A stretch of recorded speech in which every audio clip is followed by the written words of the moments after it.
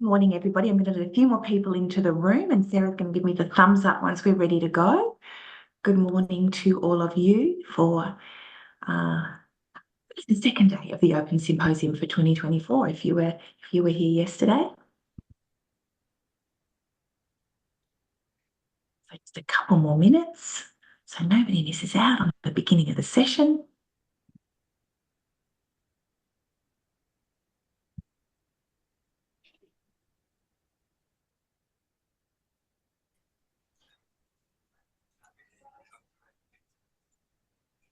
A lot of swaying and pepper and hair going everywhere. Running just.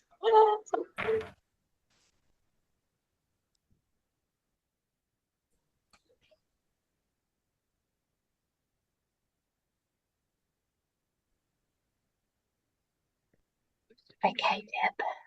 Right, we might get started this morning. So welcome everybody as you're all coming into the virtual room.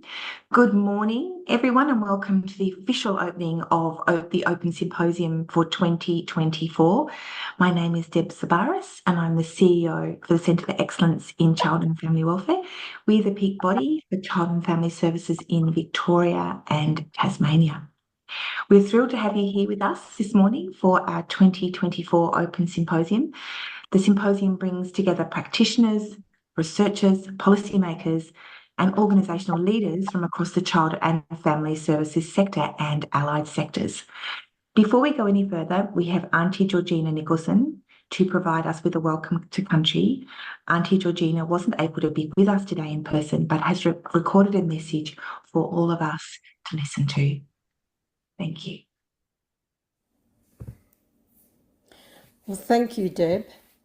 Hello everyone, my name is Georgina Nicholson and I am a proud Wurundjeri Woiwurrung woman. Wurundjeri being part of the Kulin Nation. The Kulin Nation consists of 5 clans, I believe, and they are Wurundjeri, Wathaurong, Dja Dja Wurrung, Tanarong and Boonwurrung. Wurundjeri being all of Melbourne CBD and surrounding country, extending north to the Great Divide, east to Mount Baw, south to Mordialloc Creek and west to the mouth of Werribee River. So I would like to acknowledge and pay my respect to our ancestors today who walked and lived on this land as free spirits for a very, very long time. I would like to acknowledge everyone who has joined today, and I also acknowledge all Aboriginal people that may have joined today and non-Aboriginal people and Torres Strait Islander peoples. I would also like to acknowledge the recording of the Honourable Lizzie Blanthorne, Children's Minister. I acknowledge everyone online today joining from traditional lands of Wurundjeri and interstate and international, and acknowledging you recently merged with the Tasmania Peak body and supporting Tasmanian services also. So that's a big audience today. Very big audience. So I would like to say in our language, Womanjika Wurundjeri Balak Yimun Kundibik. And I would just like to tell you what I've said in our language, and that is, welcome to the traditional lands of the Wurundjeri people. So my mother, Martha Margaret Nicholson, nee Terrick, she was delivered by her grandmother, Granny Jemima, and that was on Corrandirk Aboriginal Mission near the present-day town of Hillsville. So my mother was already learning the importance of connection to country, culture and family. Years later, our mother met a wonderful Irish man called Patrick on a blind date in Melbourne in the early 1930s. In 1937, Mummy and Daddy were married in a registry office and they went on to having 16 children, 8 boys, 8 girls, all single babies, no twins and no cheating, LOL. I am the youngest of the 16 children and my sister Pat Ockwell is the oldest. Sister Pat is an amazing senior elder. She is now in her late 80s, and for an Aboriginal woman to reach this age, they say, is a milestone. For our life expectancy gap is about a 10 to 15 year gap between non-Aboriginal and Aboriginal people. So that's a huge gap for our people, and that's why I always say we are constantly in sorry business, constantly. Aboriginal culture is the longest, oldest continuing culture in the world. It goes back 60,000 years plus. So we have never ceded our sovereignty, so our ancestors never sold our land, nor did they give it away. Our ancestors were on the land when colonisation took place. It was stolen from our people. So our name Wurundjeri comes from Wurrun, means managum tree, and Jeri is the grub that lived in the tree and around the tree. So Wurundjeri is made up of 3 family groups: the Terrick family, which is probably the largest family out of the 3, the Nevin family, and the Wandin family. So Wurundjeri people would just like to ask you to look after the land and the waters and everything that exists on the land and in the waterways. I hope you all have a great event today, and thank you for having me. Bye now.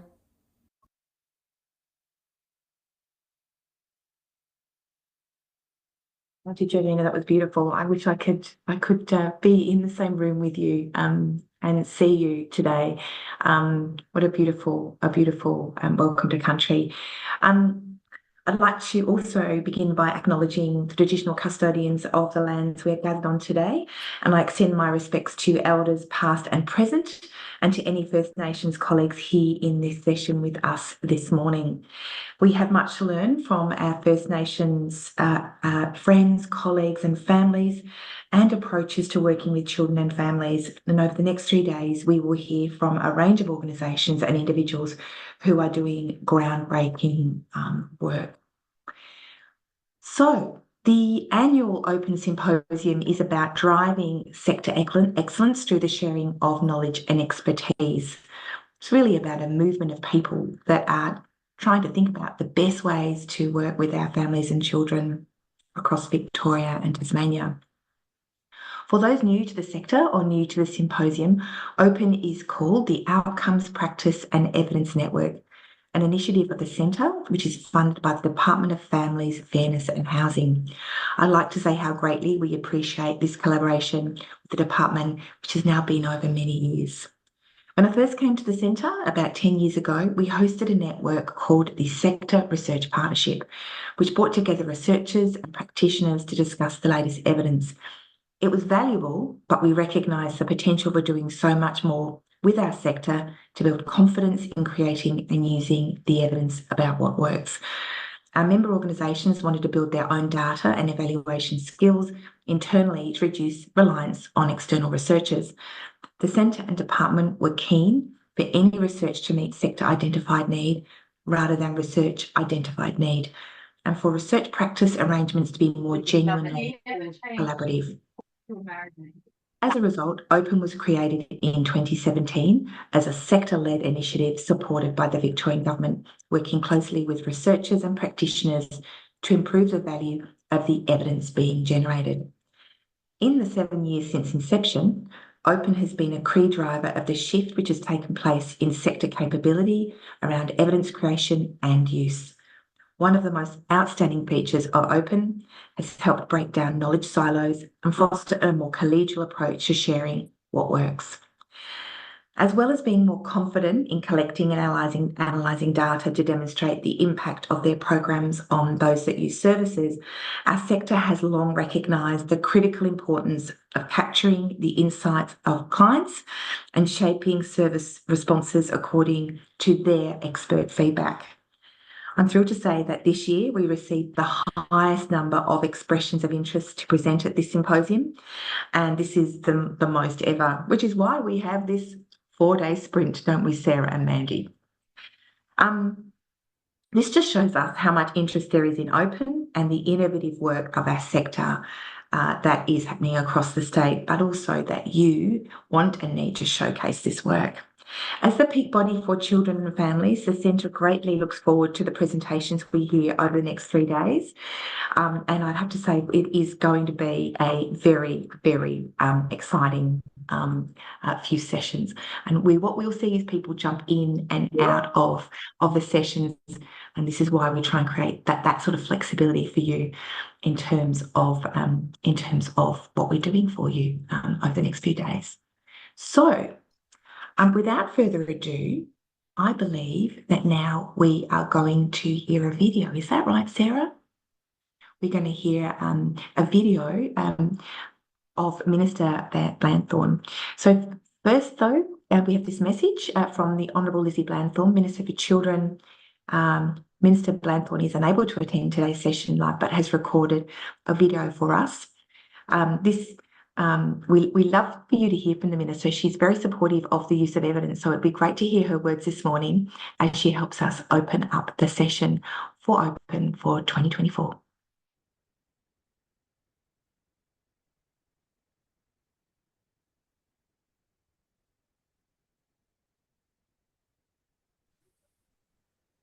Hi, Em. We might need to restart that and reshare with sound. Sorry, audience, bear with us.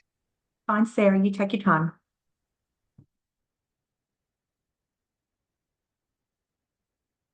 Hello. I'd like to begin by acknowledging the traditional custodians of the lands that we are each gathered on today. For me, that is the Wurundjeri people of the Kulin Nation. I pay my respects to elders past and present. Welcome to the 2024 Open Symposium, hosted by the Centre for Excellence in Child and Family Welfare. I'd like to thank the Centre, Deb and her team, for once again facilitating this event. The symposium provides an important opportunity to share meaningful research and be part of a collaborative engagement that is so vital to the important work that you all undertake. It also provides an arena to share ideas and build on our knowledge base to ensure that we are providing the best support to families and children. This year's theme, Transforming Futures, Improving the Lives of Children and Their Families, reflects the significant and lasting impact the work you do has on the lives of children and their families. It is for this reason that I am so pleased that you are all here today. With the increasing complexity of challenges that our families are facing, we know that we need to do more to transform and improve the lives of children and families in our community, and we remain committed to doing so. We are proud to be looking to the future and developing a new strategic framework for family services, which will embed the evidence approach and which will continue to build on delivering a more contemporary, sustainable and integrated children and family service system. It goes without saying that in order to be able to meet these goals, we must continue to invest in our workforce, all of you. We are dedicated to supporting careers in family services, like the Community and Social Services Graduate Program, which has the first intake of graduates commencing this month, as well as the switch to social work, where 60 career switching Master of Social Work, Child and Family Practice participants are currently undertaking their first field placement. And with the information that we collate from the Workforces Survey, we will look for ways that we can continue to support you going into the future. It also goes without saying that in order to achieve our goals, we must continue to invest in our services, and we are proud to be delivering a system that places children and families at the centre, embeds Aboriginal self-determination, prioritises early intervention, and seeks to develop and implement programs that are based on robust evidence. And I'm pleased to see that we're having an impact on improving the lives of families and children through early help programs, diverting families from intensive services. And for those that need the extra help, family preservation and reunification is keeping families together. I'm also pleased that we continue to focus on ensuring that Aboriginal children and their families work with organisations that understand their story, with a focus on re-establishing family, community and cultural connections. Beyond this though, we know that there is more to be done, and we are working hard to ensure that our services are easily accessible to children and families so that they get the right support at the right time. In closing, I would like to acknowledge the importance of you being here today and taking the time to engage in collaboration and information sharing. We would not achieve the things that we do without your dedication, not only to children and families, but also to each other. I wish you well for the next couple of days. Thank you.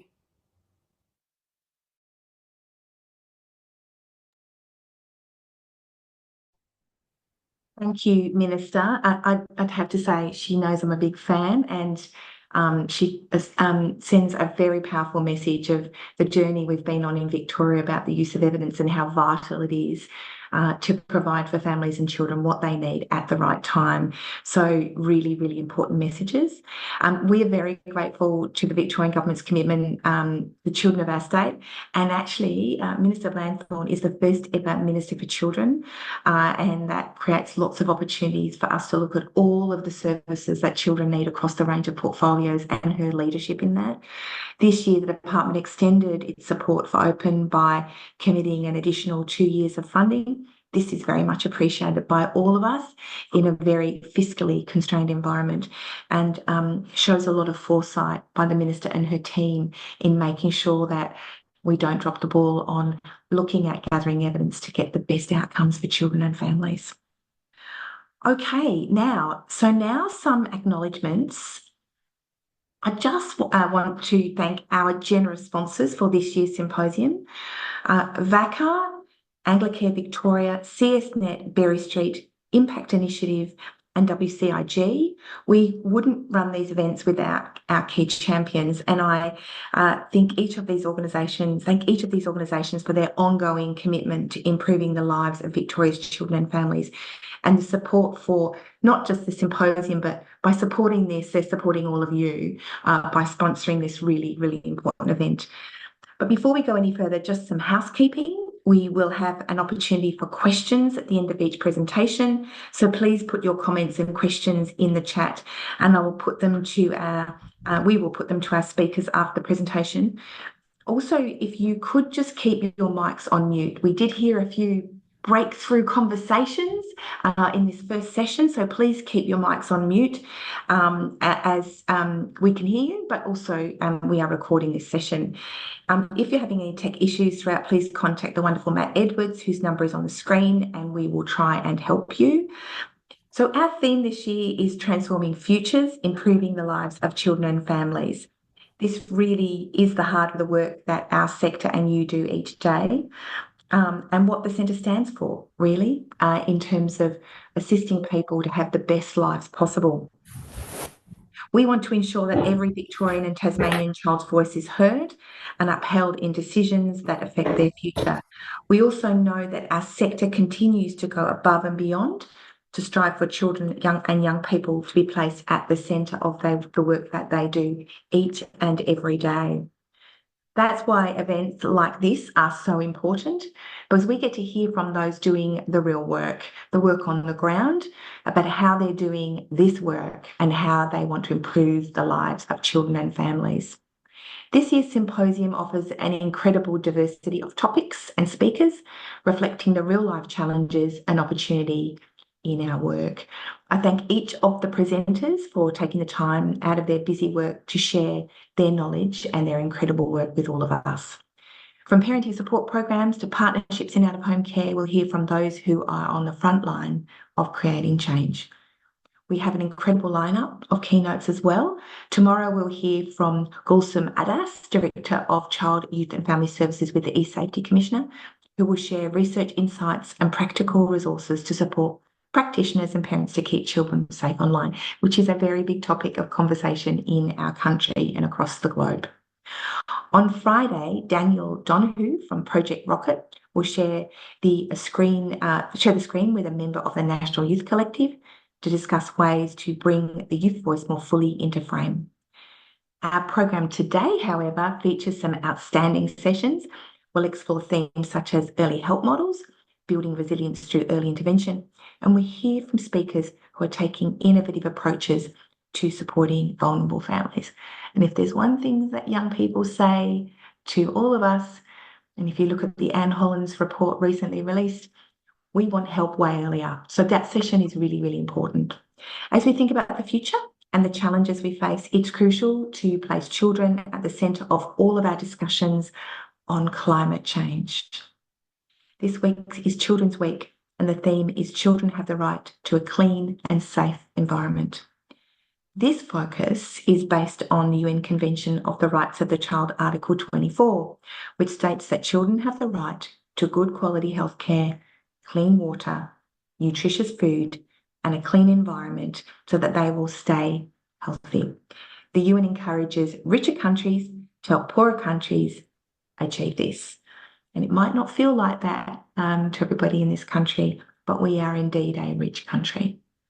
When we think about this, climate change poses an enormous threat to this for children and young people now and in the future. Children are among the most vulnerable to the impacts of climate change, whether it's through natural disasters, changes in ecosystems, or long-term environmental degradation.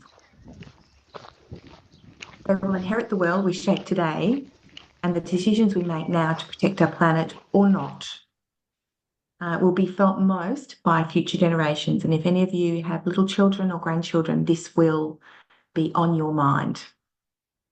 This means it's not just about protecting the environment, it's about protecting children's rights. Every child has the right to grow up in a healthy, safe, and sustainable world. We need to ensure that in the face of climate challenges, children's voices are heard, their well-being is prioritised, and they are empowered to become part of the solution. I'd have to say, whether we do it or not, they're going to do it. Their voices are very loud in this space, but our job is to ensure that that is facilitated and they are heard. So we're very fortunate today. Professor Ann Sanson, one of the leading voices on the intersection of child development and climate change, will now share her insights on how we can support children in a world increasingly affected by climate-related stress.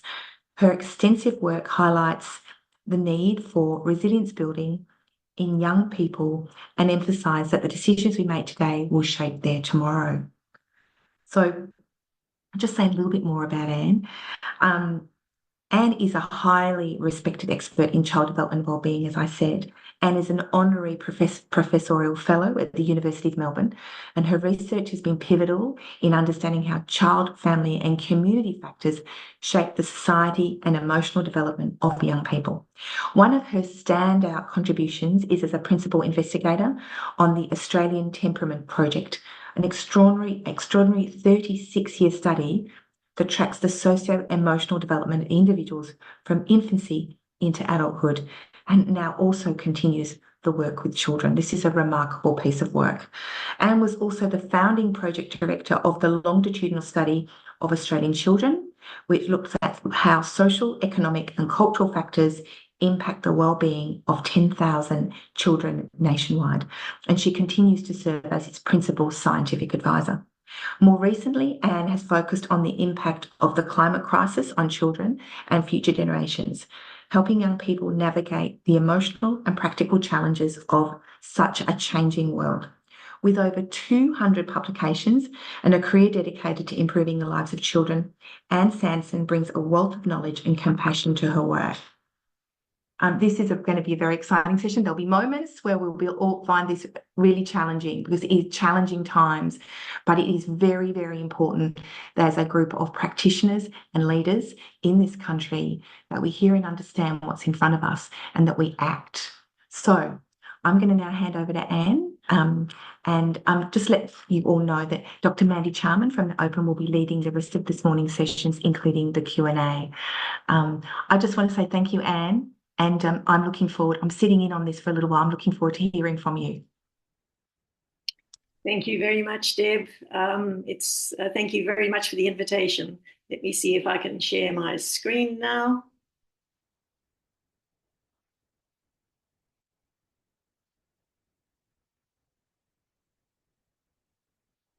Can everybody see that? Perfect. Thanks, Anne. So thanks very much for that introduction, Deb, and thank you to Sarah and the team for inviting me and being such a support in preparing for this. I know that many of you are involved in what seem, the very immediate challenges that children and families are facing, but I think it's really important to be thinking about this broader context of what climate change is going to mean for our children and families.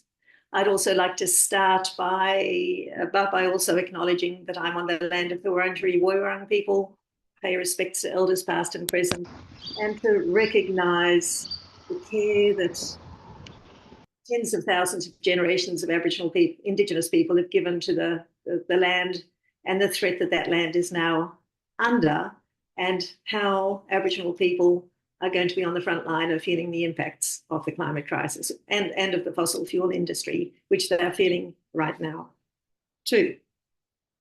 And thanks, Deb, for your words about climate change. I think you've said half of what I want to say in this talk already, but I will elaborate on that. And part of what you've done is to talk about my background with the Australian Temperament Project, 41 years now, not 36. So obviously, I need to update my information. And we're now following the children of those 2,500 babies that we recruited in 1983, before many of you were probably born. So this is now one of the largest 3-generation studies in the world. And Deb already mentioned growing up in Australia.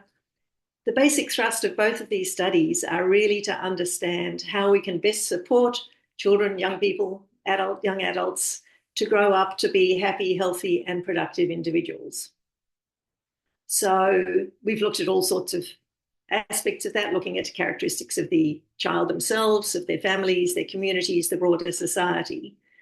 But I guess as I became more aware of climate change and the threat it posed, I really came to the realization that a basic ingredient for being able to live a happy, healthy, and productive life is having a livable planet to do it on.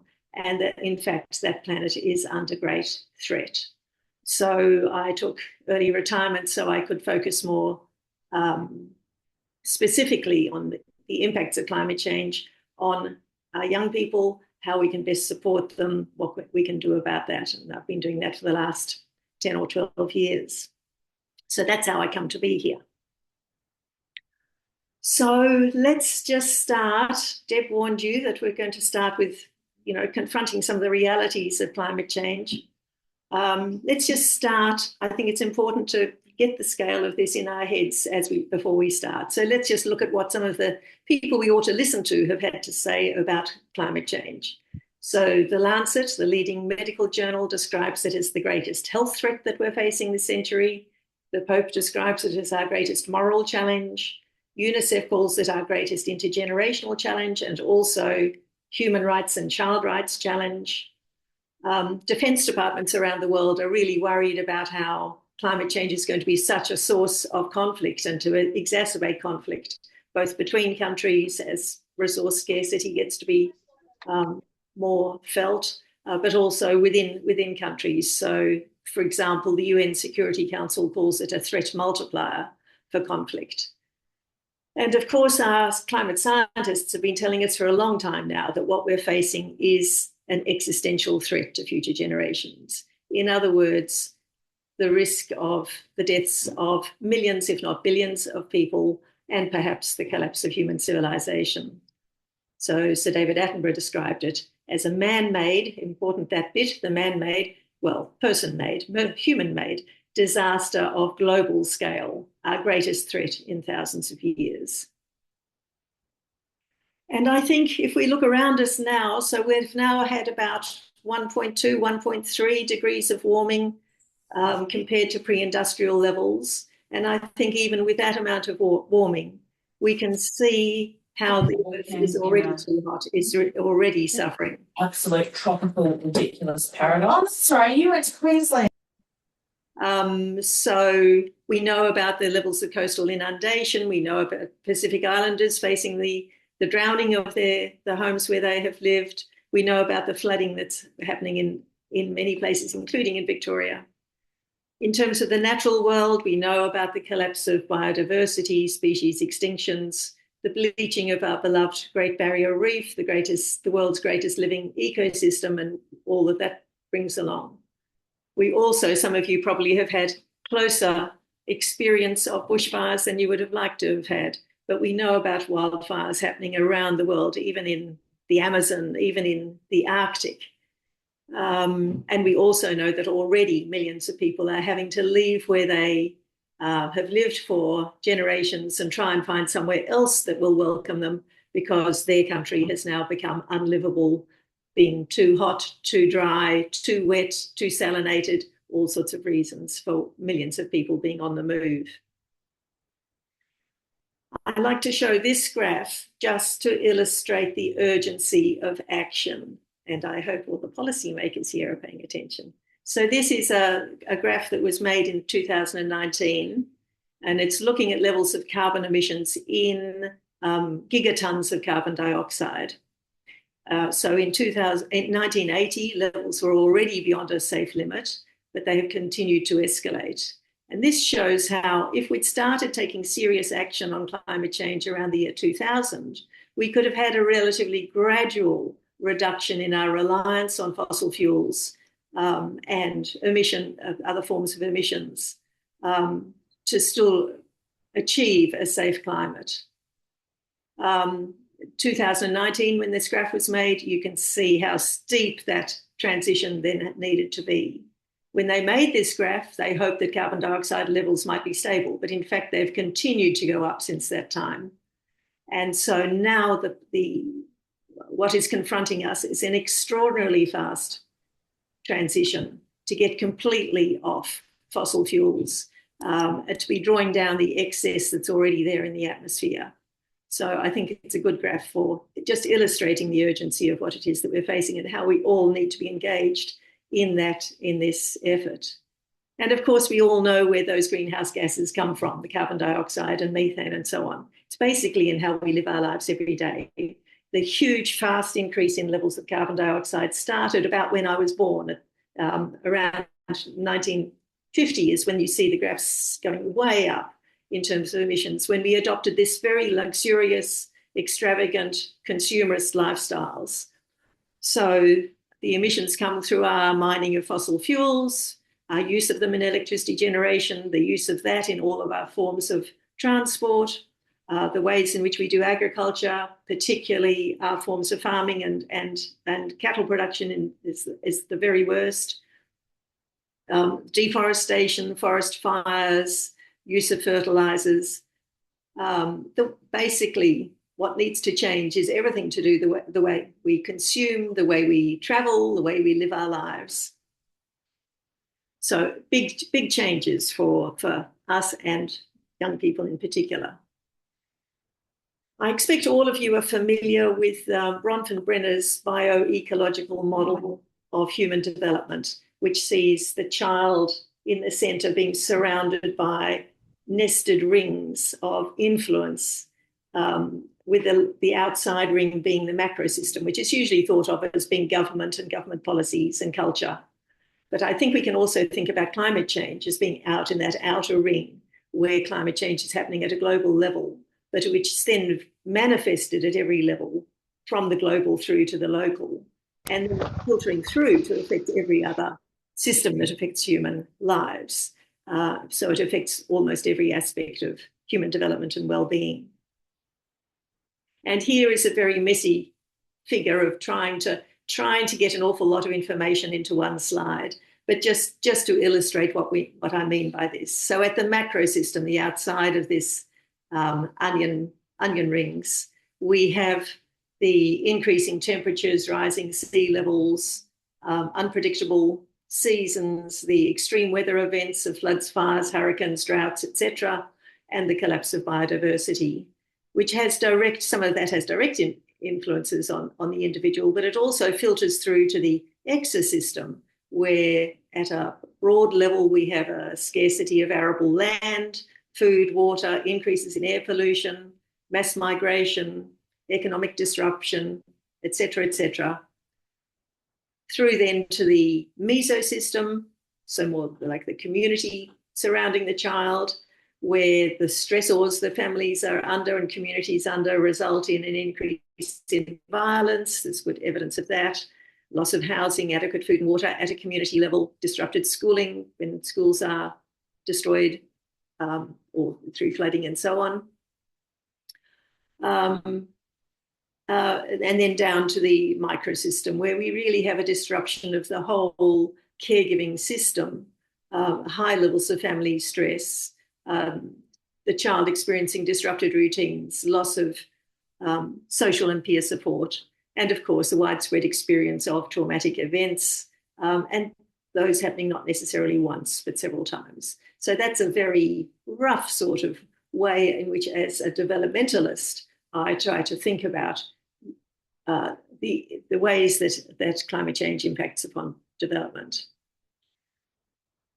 This publication by UNICEF, they created a children's climate risk index where they looked at 160, 180 different countries. And what they found was that almost every child on Earth is exposed to at least one climate or environmental hazard. But 850, almost a third, 850 million, almost a third of all children are exposed to 4 or more stresses, leading the authors to conclude that it was creating incredibly challenging environments for children to live, play, and thrive. And approximately 1 billion children, nearly half of the world's children, live in countries that are extremely high risk. So Deb mentioned this, you know, the global north versus the global south, the inequities in this. So Australia is at extremely high risk of experiencing climate change events, but we have much better, even though it's not adequate, we have much better infrastructure to both prepare for and recover from environment disasters, and to invest in prevention than many other countries in the global south, where most of the world's children live. So this issue of climate injustice manifests not only comparing countries, but also comparing families, even within wealthy countries like Australia. So this comes from another UNICEF publication called Unless We Act Now, where they look at a whole range of different climate impacts like fires and floods and so on. But this one is about drought, and I won't go through it in detail, but it shows how a child from a wealthy family, when they experience a drought, the family can migrate more safely. They can get away. They can buy food even when prices skyrocket. They can also buy and access clean water more easily. They can buy their way into healthcare even when services are very stretched. They can also find protection from excess heat and other stressors. And most importantly, they can help get the kid back into school fast, to get back into routines, get back to school, have less disruption to schooling and everyday lives. So the child might have a bit of a tough time, but is likely to recover quite fast. For a child from a poorer family, none of those exist. So the child is on this downward trajectory to long-term and sometimes lifelong deprivation. So I think that's a good reminder about the importance of climate justice and caring for the most vulnerable. So why a focus on kids? Well, one thing that to start off with is that children, especially young children, are more vulnerable to the impacts of climate change, basically because they're kids, they're little. They have immature nervous and immune systems. They breathe more air. They have more rapid metabolism, so they bring in more, get exposed to more toxins. Because of they're often closer to the ground, they pick up toxins in that way as well. They also have less understanding about how to avoid danger, how to stay safe, and very importantly, because they're dependent on adults. So if parents are highly stressed through being through a climate disaster, of course, climate change isn't only disasters, it's also the slower things like sea level rise. But let's focusing on, in which either case, bringing high levels of stress, we know it's harder for parents to give the sort of care they want to. If they have been separated from their children, of course, from their parents or other caregivers, we know that's bad for kids. If the parents have been injured or in the worst case have been killed, of course, all of that impacts immensely on children. And then the other thing is that this is not something that they're experiencing as adults and into future life, but rather something that's accumulating over their lives. So the World Health Organization estimates are that children really will be bearing the brunt of all of this.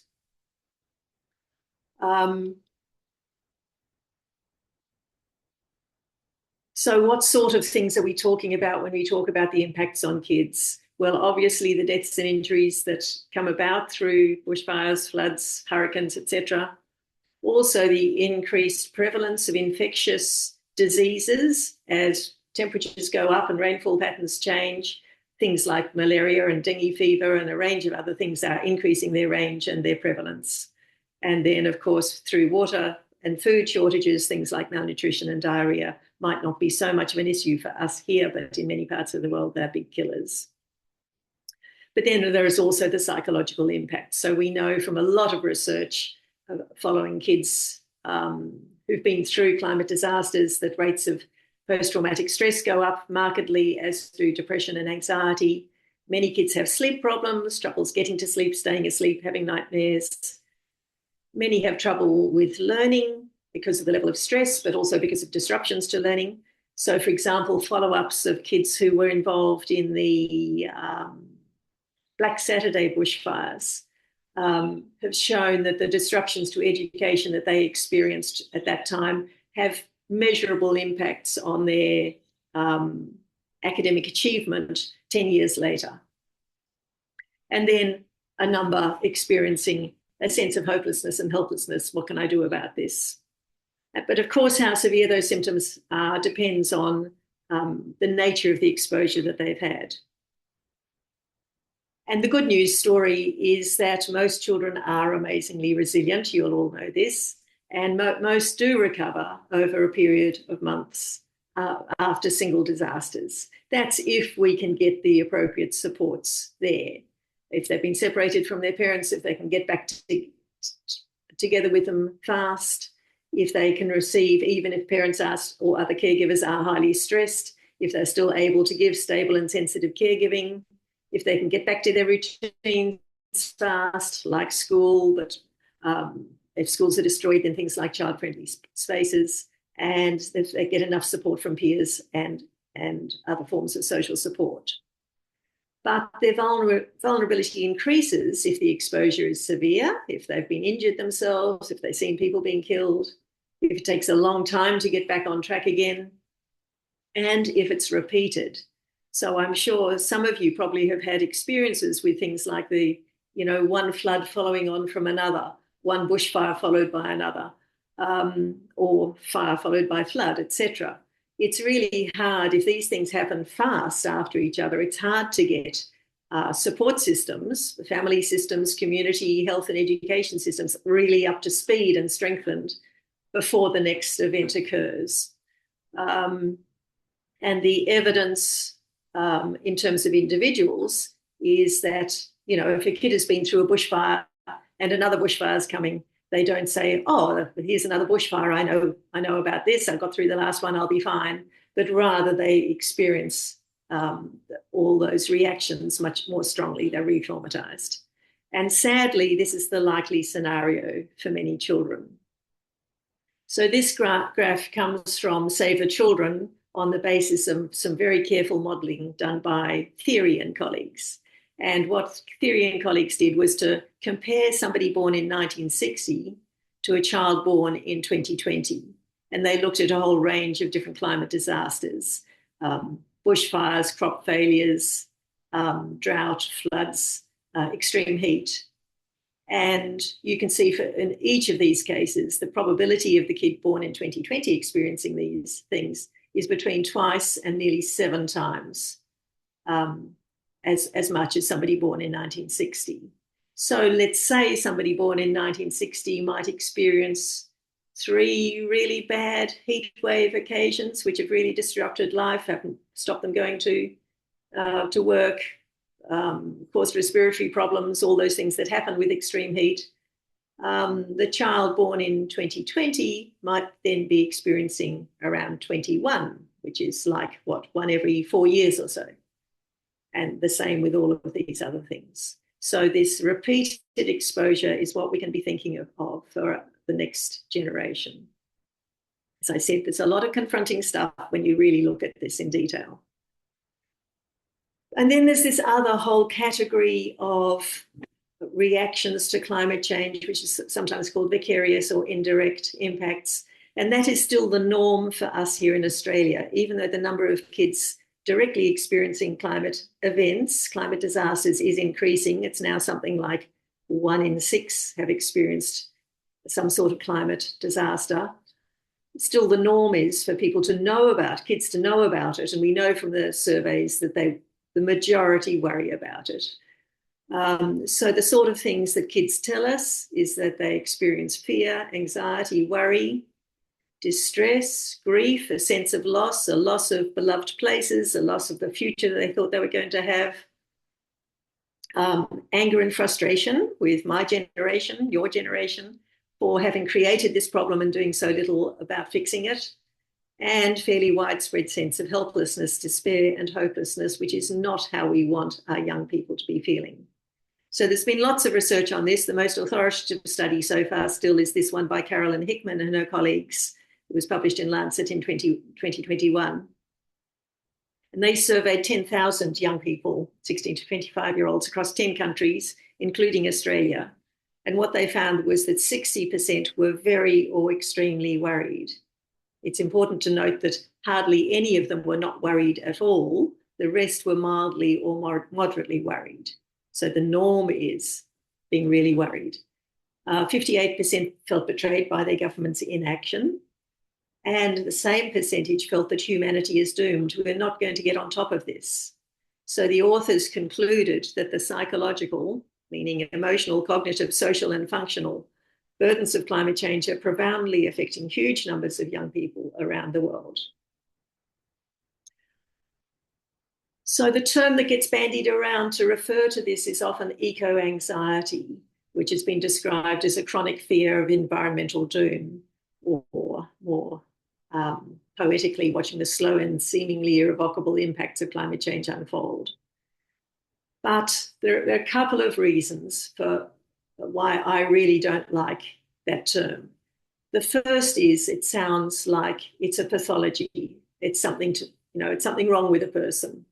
But as Lawton said, the outbreak of climate anxiety is not an outbreak of mental illness, but represents a long overdue outbreak of sanity. And then Buller and colleagues said, elaborated on that, saying care must be taken not to pathologise climate anxiety as a mental health disorder, because this conveys the wrong message, that it's an individual's problem, a problem caused by some sort of dysfunction, maybe requiring therapeutic intervention and drugs. Rather, it's a valid emotional response to a very real threat about their future. So that's one reason why I don't like that term, eco-anxiety. Anxiety we think of as a pathology. It tends to pathologise it and individualise it. The other thing is, as we just were talking about in the previous slide, the range of emotions that kids are feeling, and people, us, are feeling in knowing about climate change is much broader than anxiety. It's distress, it's fear, it's guilt, it's shame, it's anger, it's frustration, it's hopelessness. It's a whole lot more than anxiety. So I think a much more useful term for us to be using is something like climate distress. So a number of years ago, I and the colleague Susie Burke, who was working at the Australian Psychological Society, we became aware that lots of parents were approaching us saying, I don't know how to talk to my kids about climate change. What should we do about this? So we prepared this little booklet, which you can still get from the APS website, to try to give some guidance to parents. And some of what I'm going to say now is drawn from that, although I think my thinking has probably evolved a bit since we wrote that. But when I am asked to talk to parents or teachers or community groups about how we can support young people, there are 4 main messages that I give. And I think these are probably relevant whatever context you're working with young people in. And they're all fairly obvious things. The first is responding to their feelings and concerns. So a lot of young people don't talk to their parents about climate change. They might feel that they don't know the right words. They might feel that adults don't care. That's quite widespread. They might feel that it's not cool to show that you care. So it's really important to find times and places where they can share their feelings and be really listened to. And of course, not dismissing those feelings, but rather recognizing them as valid. To say, yeah, I can understand why you're worried. It is a great big problem. I get worried about it too. Or I can understand why you're angry with my generation for having created this problem and doing so little about fixing it. But it's really important to pair that with the other messages that I'll talk about in a minute. And it's often quite useful to say, I get really worried about that sometimes. And, when I'm getting really upset, I go to the park with the dog and throw the ball for the park. Or I talk to Auntie Jane. She's a really good listener. And I talk to her and sometimes we have a bit of a cry about it. Or when I get really upset, I write a letter to my Member of Parliament, talk about it, model for them how you might deal with your own climate distress. Second important thing is finding out what they know, building their understanding. So we might want to shield our kids from knowledge of the awful things that climate change involves, but that cat really is out of the bag, isn't it? The genie is out of the bottle. It's in just about every news report that we hear. So I think our responsibility is helping them cope with that knowledge. So we need to find out what they understand, help build their understanding, correct misunderstandings, but not just about the awful things that climate change is going to bring, but also about its causes, which are all to do with human behaviour and human decisions, and its solutions, which are, again, all to do with human behaviour and human decisions, human actions. Then the third thing, which is a really critically important thing, is to build their sense of hope. And not just a Pollyanna-ish, everything will be all right, dear, but rather what I call realistic hope, other people call active hope, some people call grounded hope, some people call stubborn optimism. But it's basically saying, yes, it is a huge and urgent problem, but we do know what to do. We know what the solutions are. We know what we have to do, and we're getting new ideas about how to do that all the time. Pointing out that lots of good people are working on it, not just the climate scientists and the engineers, but also all the people, all those millions of people who are working so hard to try to influence our decision makers, our corporations, our governments to do the right thing and to do it fast. It's a really important, good time to talk about the big problems we've solved before, talk about the abolition of slavery, talk about women's suffrage, women getting the vote, talk about the overthrow of apartheid, and the environmental battles that we've won, and how in each of those cases we overcame those problems because hundreds, thousands, millions of people got together and demanded action from the decision makers. So it's building that sense of collective efficacy. There are things that we can do together. People power works. And the fourth thing is to build their own sense of agency, their own capacity to take action. So my mantra is the best antidote to anxiety is action. That probably applies to many forms of anxiety, but it certainly applies to climate distress, doing something about it. And the steps in that are being a good role model, to say, I'm not wrapping your lunch in plastic anymore because I'm taking the train to work, because I'm going to visit our Member of Parliament, because we're putting solar panels on our roof, because. So be a good role model for action, whatever role we're in. Really important to treat kids not just as the victims of climate change, but as kids with people with lots of good ideas and capacity to solve problems and to be engaged, and with a right to be involved. Also important not to treat kids only as consumers, but also as citizens. So all the individual things we can do in our lives of, reducing our carbon footprint, not whipping off on a plane to a conference here and there. Well done to Open for this online forum. Buying less fast fashion, eating less meat, all those things are really important, but they're never going to be enough. And kids know that. Kids know that doing these little things in their lives won't solve climate change. So they also need to know how they can act as citizens. So building active citizenship skills, which basically means knowing how to influence our decision makers in non-violent, effective, productive ways, is, I think, really important skills for some of us, I think, as well as for our young people. And then, because this is really hard stuff to handle on your own, show them how working with others can be a lot more fun, you learn a lot more, and you can be a lot more effective. And then there's a fifth thing too that I could add to that list of 4, and that is giving kids a chance to fall in love with nature, which we know doesn't just happen naturally. It's something we need to actively promote, and then leads to them having pro-environmental values and being more likely to engage in pro-environmental behaviours. So we know that kids need a chance to just be in nature, you know, watching the ants, watching the flowers, having a picnic, climbing the tree, in order to feel that they're connected with nature, they're part of nature. And that then motivates them to want to work to protect nature. And we know that time in nature, it's not only to build those pro-environmental values, but we know it's also a great source of comfort for calming down, for managing our emotions, remembering what it is we're working to protect. We know it has all sorts of cognitive benefits too, clarity of thinking, and it builds resilience. So that work can happen within families, can happen in youth groups, it can happen in schools, can happen in community groups. And it can lead on to doing something, doing that caring for nature in a whole range of ways, pro-environmental behaviours, like planting trees, being involved in community gardens, or group projects. Like one example I like to use is of a town in the Philippines where the young people got together with support from adults to really look at their town and what the dangers, environmental dangers they were facing were. And they were in a flood-prone area, and they realised their school was actually in a landslide risk area.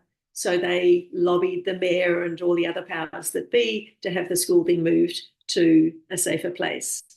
So there are all sorts of projects like that where kids can be engaged. I'll talk a bit more about that as we go along.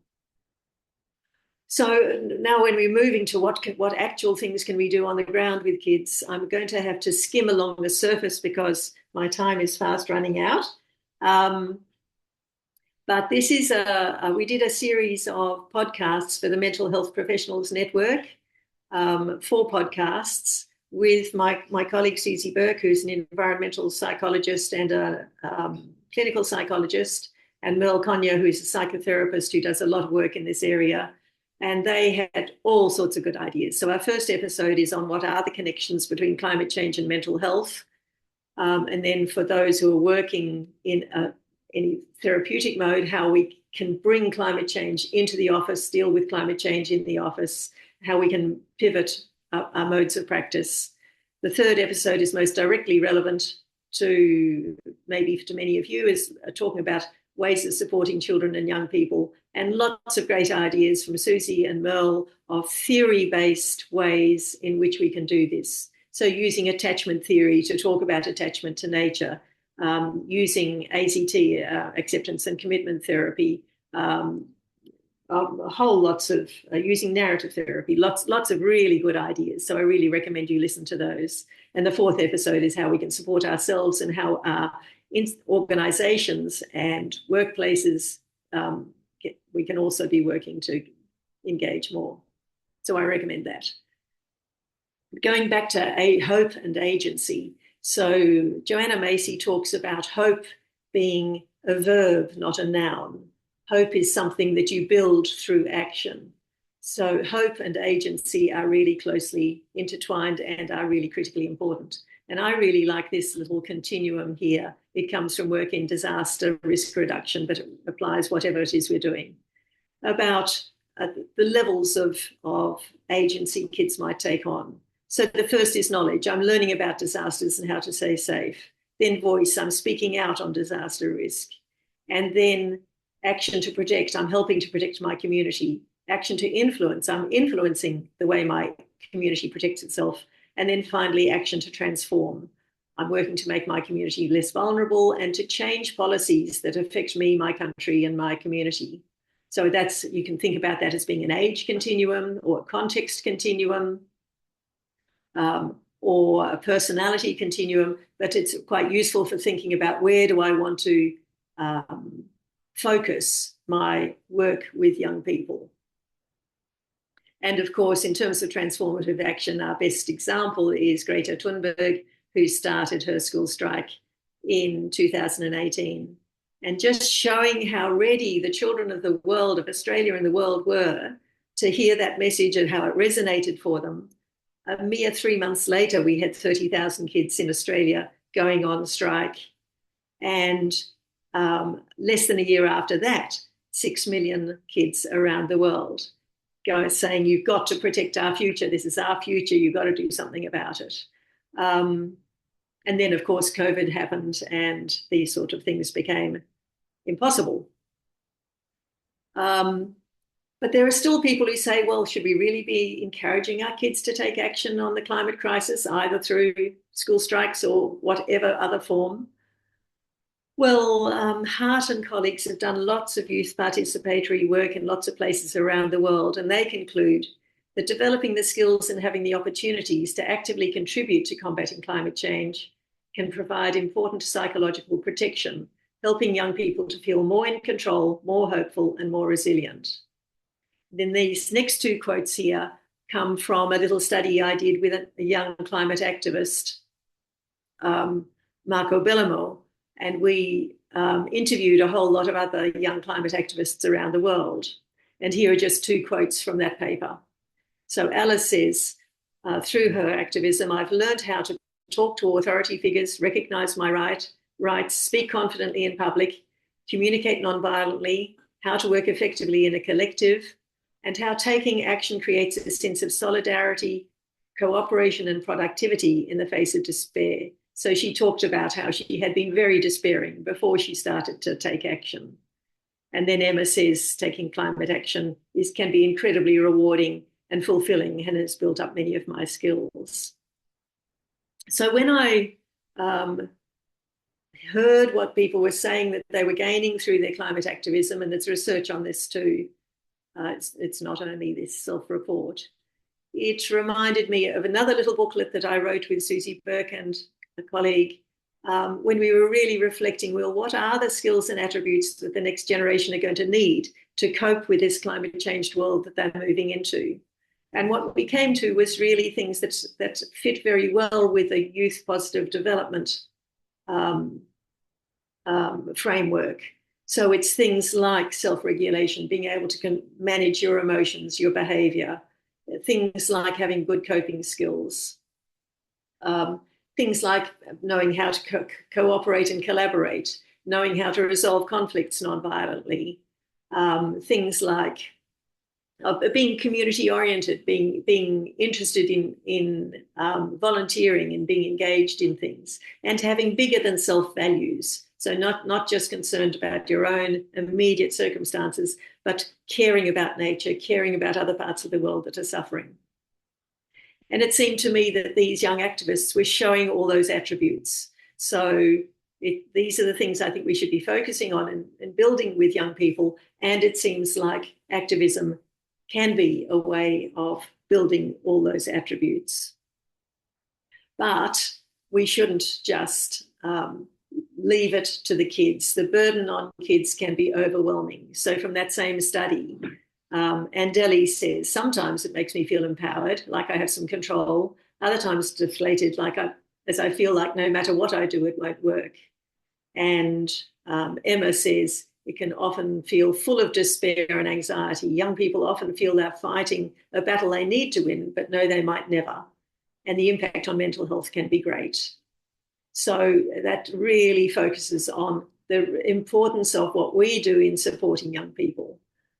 We need to be working on how we can help them to manage their feelings, build efficacy, and create balance. So some people, when they get involved in activism, it absorbs their whole life. So making sure kids do have time to have fun, to just be with people, to be out in nature. And then finding forms of action that fit their personality, their age, and their context. That's where that agency graph can come in useful. Not everybody wants to get out there on the streets or to go and visit their member of parliament. But really importantly, probably the most important of all, is to show them we're not putting the whole burden on them. We can't say the kids are wonderful, they're going to solve all this. We have to be in there too. We have to show that we love them enough, we cared for them enough, we invested in their future enough, that we're doing everything we can ourselves to make sure that there is a safe climate world for them in their future. And then there are other things like building social support, encouraging them to join groups. And if they are wanting to take something on, then say, that's great, how can I help you? Can I be involved too and help them to do it? So in terms of groups, there are lots of groups out there. Just highlight two very quickly. The Australian Youth Climate, I can't see what the last C stands for, it's blocked on my screen, Coalition. They are a great group that are doing fantastic advocacy work, lots of really good work. And then for Indigenous children, the Seed Mob are also doing really great work. So that's two groups that you might want to be encouraging young people to join, but there are lots of others. In terms of, what I've said about hope and agency makes it clear to you that I think that participatory work with young people, co-design work is really important. And one nice example of this is the Superpowers, Climate Superpowers project that some young colleagues of mine at Melbourne Uni have developed, where it's this jazzy little website where you can take a quiz to work out what your climate superpowers are, which might be social, they might be cultural, they might be human, they might be natural, they might be political, etc. And then after doing the quiz, you can find out what you're really good at, what you like doing, and have access to a whole lot of ideas about things that might fit you. It's a really good, and there are resources for teachers who are wanting to use it in the classroom. There's not a huge amount of evaluation data yet. What there is very, very positive. But it's still in its early days, but I think it's something that you might like to look at. And then when we're moving to, so that superpowers is really for, the kids who are suffering this vicarious concerns about climate, but not necessarily directly experiencing it. When we're talking about kids who are in disaster risk areas, there's a range of resources there, and all I'm going to do is just highlight these for you. So from Curtin University, this little booklet is really talking about principles we can follow in terms of engaging young people in disaster risk reduction.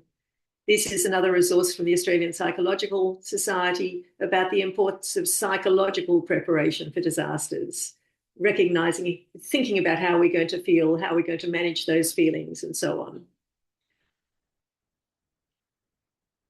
And then I recently came across this project, which I think is a great one that you might be able to learn from, which comes from South Australia, but where the Australian Red Cross is working with other organisations to engage young people in projects, looking at their communities and what needs to happen in their communities, and doing that in the context of working towards a Duke of Edinburgh Bronze Award. It seems like something else that might be really worthwhile exploring. Then in terms of those who are actually involved in climate disasters, the Youth Affairs Council of Victoria has got some really nice resources. This little video from, I think, Sarah, speaking about how we should be engaging youth in disaster preparedness and recovery is really valuable too. So that's skimming over the surface of things that we can do as practitioners engaging with climate change, but there are lots of other roles too. For us as researchers and educators, there are lots of knowledge gaps here. Like climate distress does become seriously disabling, functionally disabling for some young people. For whom does that occur, and when and why, and what can we do about it? We know that taking action, participating and doing something does help, but we don't really know much about what types of action help for what sort of people. Lots of opportunities for research there. Lots of things about supporting parents and teachers who in some ways are on the front line with this. And then in education, climate change is creeping into our curricula, but it's not treated particularly seriously across the board, and it really should be, and it particularly treated really seriously in all our tertiary courses. So lots of roles for developing and disseminating curriculum materials. And then there is our roles for us as professionals, as citizens and advocates. So modelling carbon reducing behaviour from not using throwaway cups, to having conferences online rather than hopping on a plane to fly halfway around the world to go to a conference, putting solar panels on our offices, divesting our money from companies that support fossil fuels. I think engaging with our workplaces and institutions and professional organisations is really important. Each of these should have really strong position papers on how climate change is impacting their particular clientele and what needs to happen. Lobbying, we've all got status, credibility and knowledge, which we can use to highlight the consequences of inadequate action on the particular groups that we're working with. And going with young people to visit your MP is extraordinarily powerful. That's when I've really seen members of Parliament really pick up their ears and really pay attention when young people speak from the heart about what this is like for them. Then funding and creating or joining or creating lobby groups. So just to hear parents, lots and lots of those are around. Australian Parents for Climate Action does fantastic work. Psychology for a Safe Climate mostly works at supporting climate activists and scientists and so on with handling what they're on about, but it's also good to look up. And then I sort of practiced what I preached about, that creating groups. When I was giving a talk at an international conference on these issues, I ended my talk saying, wouldn't it be great if by the time of this conference came to an end, we had a group called something like Developmental Scientists for Climate Action. And so many people came up to me after the conference and said, yes, yes, we must. We do now have this group with about 150 so fast growing people from around the world where we can support each other's research, we can support in advocacy actions, a whole lot of stuff that we're doing.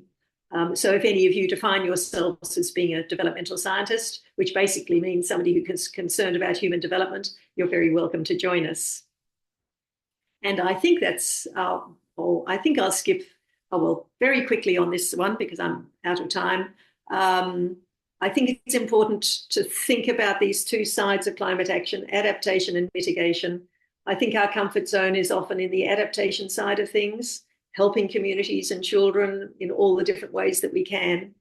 But at the end of the day, if we're not also working to reduce the severity of climate change in all the ways that we have open to us, our kids are going to be inheriting a pretty uninhabitable planet. So it is really not an either or but and. We have roles in both of those components. And that I hope you've gained some food for thought from this, and that's where I will end. What an amazingly thought-provoking presentation. I don't even know where to start, frankly. I think probably the whole audience is going, oh my God. The wonderful thing about what you're talking about, though, is, yes, the situation is really, really serious. And frankly, I'm going to print out your slides so I can have discussions with my sort of older teenage children.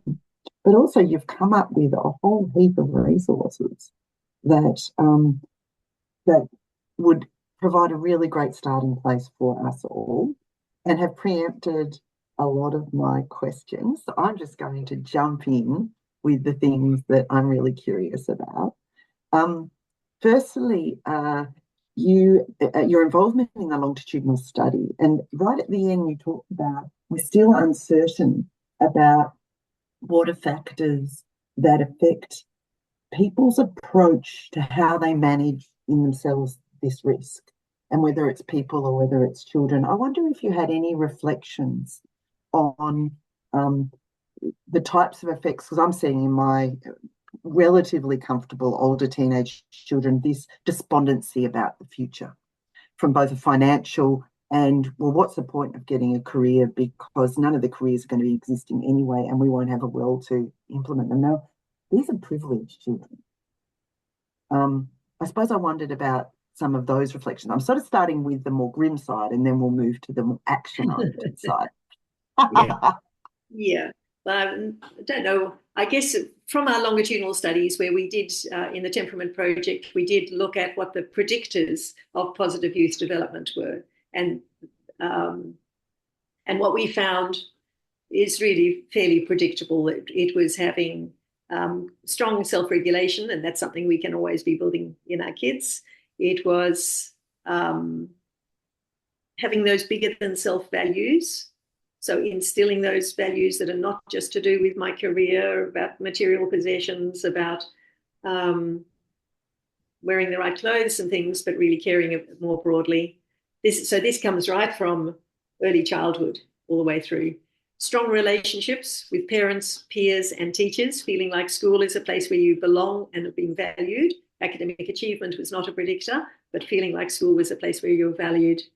And being oriented to the community, really enjoying volunteering or helping the neighbours, all sorts of things like that were early precursors to developing this positive youth development. And I think, as I said, a lot of those skills are the ones that are going to stand our kids in good stead as adults.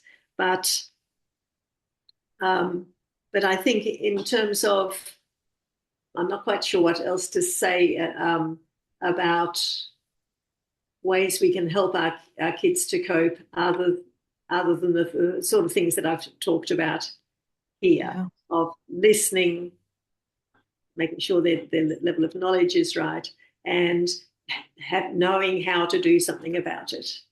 And I think an important aspect of that is, a lot of the time we say, oh, you shouldn't buy those clothes, you shouldn't do this, and we shouldn't be flying to Bali for our holidays. And they're all things that sort of are against kids' self-interest. So I think the framing of that, kids these days, to be cool, what you're doing is, going camping and being out in the bush. Being cool is buying your clothes from the op shop. Making it fitting in with their values more, I think, is a really important thing to do. And I guess the other thing is this instilling hope that, people are doing things, we are making progress. We may now have stabilised our level of emissions. They're not coming down, but they have, I think, now stabilised, probably. It's not quite clear. If we go tracking the Northern Territory and things like that, then that's going to make it much, much harder. But also, I think the other thing is helping them to envisage what the future might be like if we do get on top of this. How we might have, the cities will be quieter, be people not having private cars, and the cars will all be electric, we'll have better public transport, we'll be more community oriented, we'll be producing our food and things much more around the community. So it might be a much more cohesive communities. Just helping them paint a picture of what the future might be and how that actually could be very much better. I think, all the things you've said about the power of recognising people have changed the world already, and people make decisions. So children that are surrounded by actors, adults who actually interact and improve their world and their community's world. And my children, I would say that is something that is in line with their values right now. The op shop, the anti-commodification and commercialisation. So I suppose now we're going to get onto the tricky one. Okay, we've got a lot of practitioners in the audience, and I'm reflecting. I'm not a practitioner, I'm a researcher and an evaluator, and I'm reflecting on my children, but they're actually very affluent. They're at that definite, we can adapt to this. But we have others in our community, and Deb's commented on this, and you have too, that aren't as privileged. And a lot of our practitioners are actually working with families that are under extreme stress. Absolutely.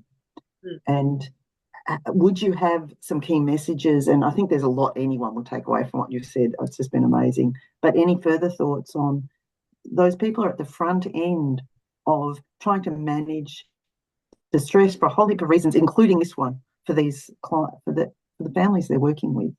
Yeah, no, I think that really is challenging.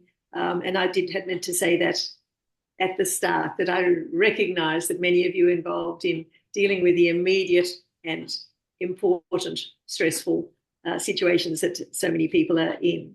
I guess these people, when you scratch the surface, often the climate worry is there behind these other longer term issues. And of course, they're not going to be investing time in going out to or feel confident in visiting their member of parliament or something. But I think it is, in terms of empowering our kids, I think that at times getting them to focus on something that is not within the context of a difficult family or situation, but is something a bit removed, can actually be quite therapeutic.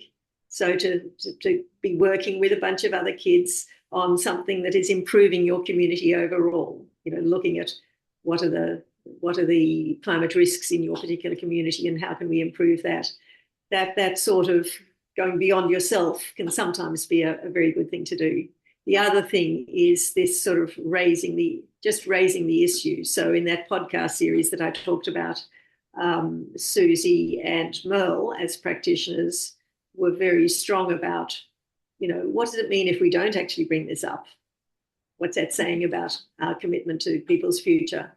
But also that once you do find a way into thinking about the broader context, you find that people where you'd have assumed their concerns were just with the terrible things they're trying to cope with right now, this is an issue that they're interested in too.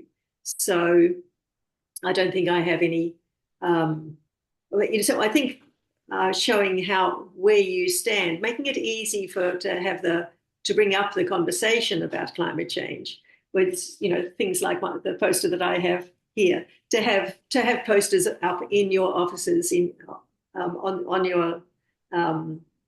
your fences and things, which just say is a way of saying that this is something that I care about for your sake. Is a way of I guess let me go back a step. Another thing, I guess, is focusing very much on the climate justice side. So a lot of the clients of people who are working here are probably living in energy inefficient houses, using a lot of gas, which is bad for health, creates asthma, paying a lot in their power bills.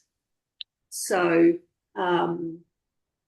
lobbying local councils or use state government programs to get energy efficiency work done in their homes, which is so it's doing both things. It's reducing their energy consumption, which is good for emissions, but it's reducing their bills and it's making their lives much more comfortable and healthy through doing draft proofing and insulation and things like that.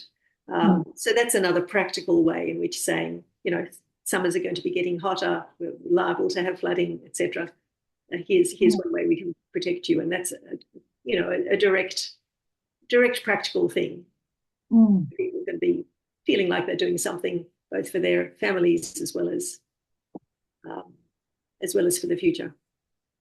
And so a consistent message for so much of the work of our sector is believing and listening to and validating how people are feeling about things, and that was a really strong resonating message. Yeah, it's often the elephant in the room, Yeah, it's there, it's you, but it doesn't get talked about. Yeah, absolutely.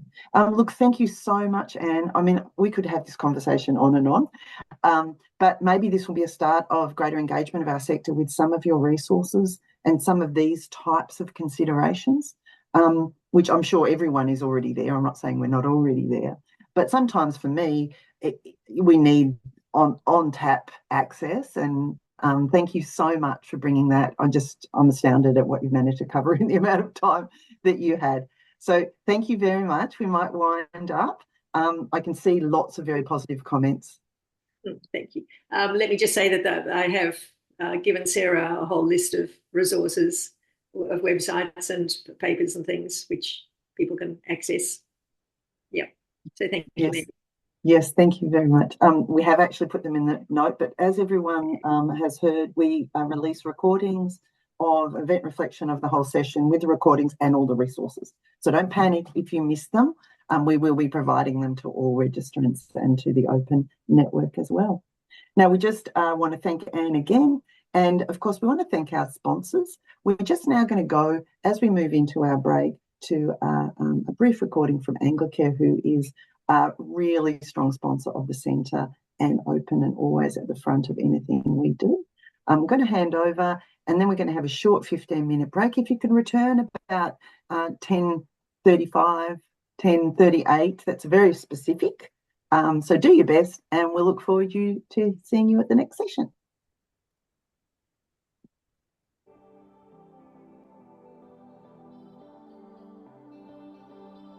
FFT-CW is a global evidence-based approach to working with families to overcome challenges and help them build stronger relationships.